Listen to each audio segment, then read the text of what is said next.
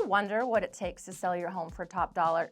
Is it just luck, or is there a proven system that works every time?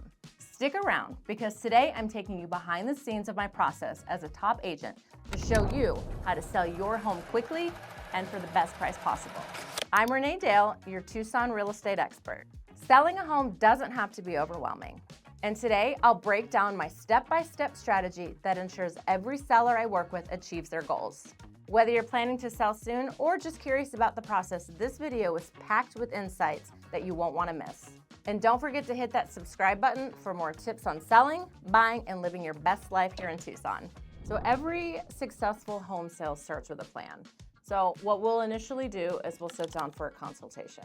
I'm going to learn about your goals. Do you want to sell quickly? Do you want to sell for top dollar?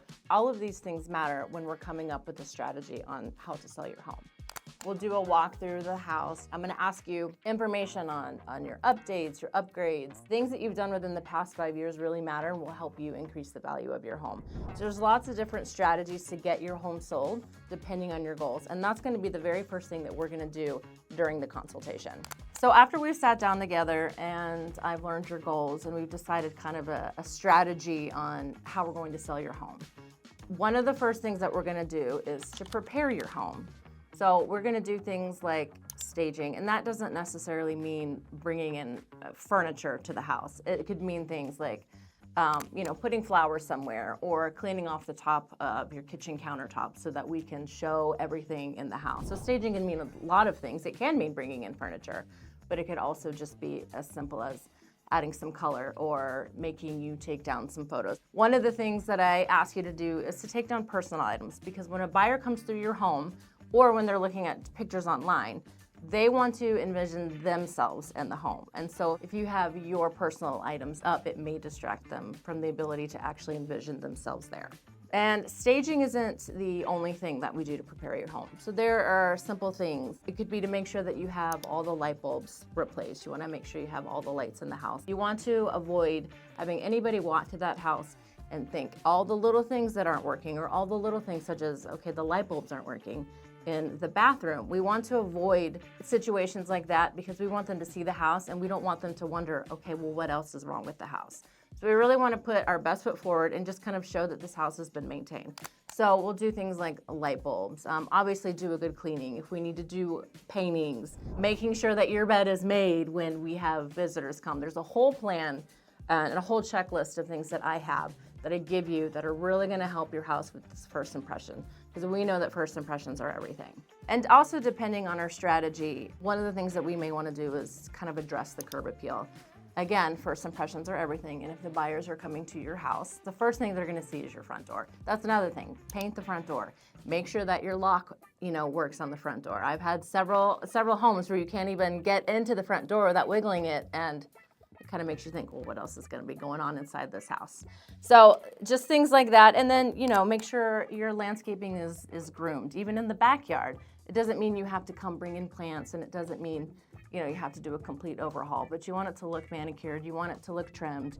But there's lots of options, again, with your goals and your budget, honestly, to really make your house give a great first impression to buyers. The next step is aggressive marketing. So 93% of buyers look online. They start online for their home search. So we really want to make our pictures look great. We really want to put that out there, but that's not the only thing that's going to bring buyers in. So the first thing I do, of course, is I do professional photography. You always want to have a professional photographer come in. And that's something that I take care of as part of my marketing strategy for my sellers. So along with photos, one of the important things that I like to do with the listing is to put in a floor plan. So 52% of buyers will actually select a home, or it'll also bring more clicks in for your home if there's a floor plan. So we'd like to get that in there as well, because that'll really increase the marketing and visibility of your home. All this information will go in MLS. And then in addition, once this goes into MLS, I'm gonna put this in multiple platforms. So it's gonna go on YouTube, it's gonna go on Zillow, it's gonna go on Redfin, it's gonna go on every site that buyers are searching on, so that you have more exposure for your home. Another stat that I think is important is that 87% of buyers actually will search YouTube and other social media platforms. So I think it's important that when you have a listing agent that you are working with, that they are up to date on statistics like this, because it's not just putting it in MLS and it's not just putting it in Zillow. It's also using social media platforms, social media ads, putting it on Facebook, putting it on Instagram, putting it on YouTube. All of these platforms will lead to more buyer exposure. So there's a lot of marketing that goes online for your property, but there's also a lot of offline marketing that I do as well. I have an extensive network of buyers and agents that I'm going to be promoting your house to as well. So I'm going to make sure that your house gets seen by as many eyes as possible. Online, offline, other agents, it's going to be marketed all the way around. It's going to be a really aggressive marketing plan to make sure your house gets seen. The goal of all this is maximum exposure. And also, here's an insider tip. In addition to online marketing and offline marketing, we also have a mailing campaign. So we're going to send out postcards to your entire neighborhood, because statistics show that there are people in your neighborhood that know people that are going to be interested in your home as well. Now that we've marketed the home and we're getting offers, my job shifts to one of the most critical phases, negotiating. So I work hard to ensure that you get top dollar and you get the terms that you want. This could be price, contingencies, timeline. I'm going to make sure that I get you all of those things with the best terms that's going to protect your interests. So there are things that we can negotiate based on the offer that we get. And one of those things is obviously price. We can counter back with a price if we don't like the offer that we got with price. One of the other terms that we can negotiate is the earnest money, because we may want them to show, may want the buyers to show they have a little more skin in the game. Timelines. So they may want to close in 2 months and we really need to close in 1 month.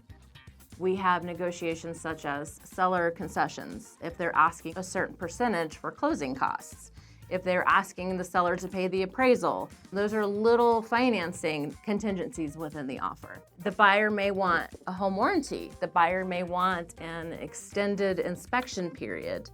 The buyer may want to use a certain title company. There are many parts of this offer that we can negotiate on.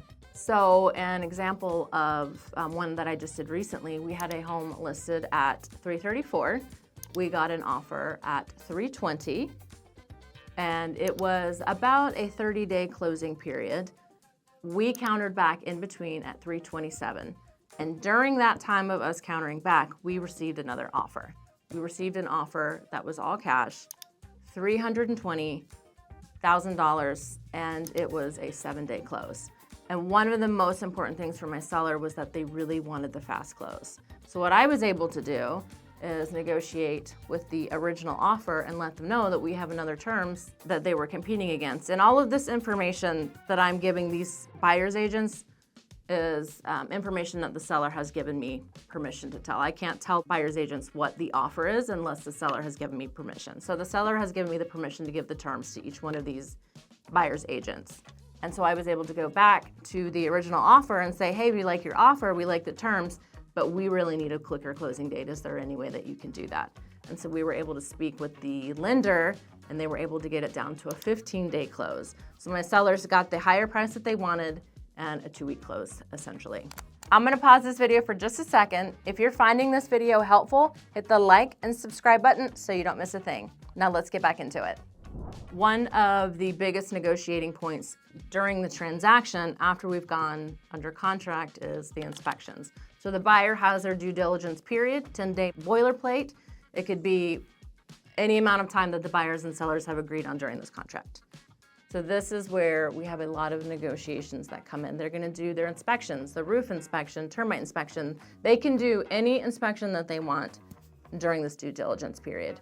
And once they have done their inspections, the buyers will submit their repair requests to us as the seller and the listing agent. And that is when we do really the negotiation part of this. They can ask for repairs. They can ask for a credit. And one of the things to consider with this is, let's say we have a quick close. Like the example I just gave you, we have a 15-day close. They have a 10-day inspection period. So they're gonna come in after they do their inspections. Maybe they want these repairs, but we only have 5 days until we close. We're not going to be able to get these repairs in. So we're going to offer a credit in exchange. Also, some sellers just don't want to deal with it. Maybe they're out of town, and instead of doing these repairs, So another thing that we can do is offer a credit or lower the price. It really depends on what the buyer's needs are and what the seller's needs are. And this is where it's really important to have an agent that can negotiate the terms for you so we can get through this process. So when the buyer does their inspections, they select the inspectors that they like to come and do the inspections on the house. I have a list of inspectors that I have as well. So when we get what's called the BINSR, which is the buyer's inspection notice and the seller's response, that's what the full term means, which is just the repair request. Once we get the requests, I reach out to my inspectors as well. So let's say that we have a roof inspection come in from the buyer and the roofer says, you need a brand new roof. I'm gonna have a second opinion come out there, maybe even a third opinion, and they're gonna come and they're gonna check the roof and say, no, you don't need a new roof, or yeah, you actually need a new roof. And also one of my goals is when they come in with a repair request, I'm gonna get an estimate on what that's gonna cost. So if a buyer comes in and they want $20,000 to fix a plumbing issue, and my plumber comes out there and says it's only $200, well then we've got the information to back up that credit that they're asking for is not a reasonable repair credit. So there's a lot more that goes into inspection negotiations than just we want this repaired and you say yes or no. So there's a lot of nuances and timeframes during this period, and I'm gonna make sure that you guys are protected, or make sure that the seller's protected along the way. So now we've gotten through all contingencies, all negotiations. There are about 36 different contingencies, buyer contingencies in the offer. So let's just say now we've gotten through all of them and now it's time to close. So we are an escrow state, which means that we use a third party non-biased escrow company. And that's usually selected by the buyer. But again, those are one of those things that we can negotiate during the process, especially if we have title work already started with our preferred escrow company. Once this happens, so all of this information is with escrow, the payment goes through escrow, the contracts, instructions go through escrow. So now we've gone through, let's just say we've gone through all of our negotiations, we've gone through all of our contingencies, and now we're coming to our closing day. So you can be out of state and we can still do our closing. There's lots of different ways to get around this to make it as easy and seamless as possible. And actually a lot of companies nowadays will let you do it online, which is pretty cool. So I will coordinate with the title and escrow company to find a date that you can sign. And people who are used to attorney states are used to signing on the day of close. And we don't really operate that day. Now, as a seller, you can sign all the way up until the day we actually close. Buyers who have loans typically will sign earlier so that the funds from the lender can come in and be ready. Or even if it's a cash buyer, they typically will sign before the day of close so that their funds can be wired in. That's not to say you can't do it on the day of, but it's typically done prior. Same thing with the seller. It just makes it really smooth because what happens once the seller has signed the paperwork and the buyers have signed the paperwork, then it's sent to the recorder's office. Then it sits in the recorder's office, and once it has recorded with the county, that's when the house no longer is the seller's and turns over to the buyers. So that's what our actual closing day is. It's a little bit different than a non-attorney day. Another part of closing is the settlement statement. You will receive a copy of the settlement statement, as will I, and I will review it to make sure the numbers look good, that the price of the house is correct, that the credits or concessions that we're offering the buyer is correct, that compensation for your agent is correct, that taxes are correct. I will go look through and make sure that all of that looks right. You will also look through that as well, but that way we have two sets of eyes on it to make sure that it's correct for you and you are getting the amount of money that you were supposed to receive at the end of the transaction. And at the end of the day, my goal is to make this as stress-free as possible. Selling your home is one of the biggest financial decisions you're gonna make, and I'm here to make sure you get it right. Don't forget to subscribe for more real estate tips, Tucson lifestyle content, and insights to help you build wealth through real estate. Thanks for watching, and I'll see you in the next video.